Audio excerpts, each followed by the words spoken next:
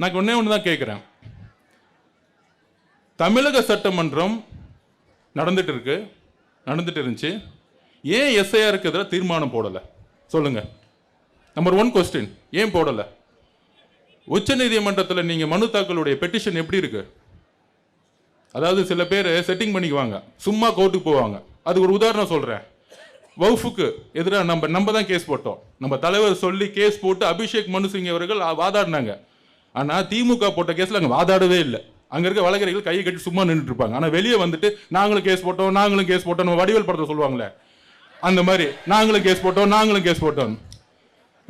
அந்த மாதிரி வக்ஃபுக்கு மாதிரி எஸ்ஐஆருக்கு ஒரு கேஸை போட்டுட்டு நாங்க கேஸ் போட்டுட்டோம்.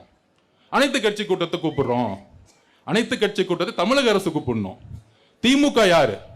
ஒட்டுமொத்த தமிழ்நாட்டுடைய பிரதிநிதியா? திமுகங்கிறது ஒரு தனிப்பட்ட கட்சி.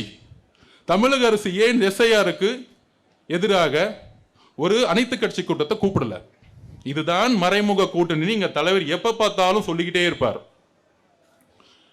சோ சில உண்மைகளை முக்கியமா நேற்று தலைவர் கிட்டத்தட்ட ஒரு 9 நிமிடம் ஒரு காணொலி கொடுத்தார்.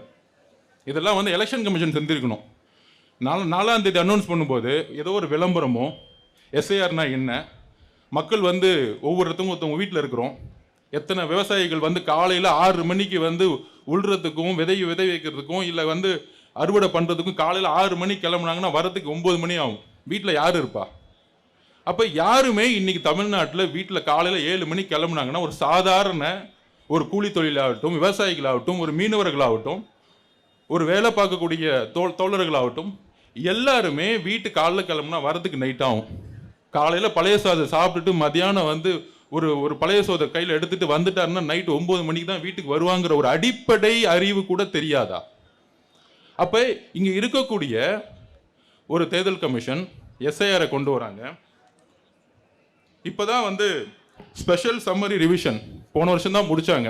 அதில் எல்லாமே தெளிவா இப்போ இது என்னுடைய ஐடி, தலைவர் சொன்ன மாதிரி தான் என்னுடைய ஐடி என்கிட்ட இருக்கு. ஆனால் இன்னைக்கு செல்லுபடி ஆகாது. இன்னைக்கு இது வேலிடிட்டி கிடையாது. இதை முடிச்சுட்டாங்க. அப்போ நம்ம தலைவர் சொன்ன மாதிரி இன்னைக்கு நம்ம கிட்ட ஓட்டர் ஐடி கிடையாது. அப்போ இந்த ஓட்டர் ஐடி கிடையிலன்னா என்னென்ன பிரச்சனை வரும்?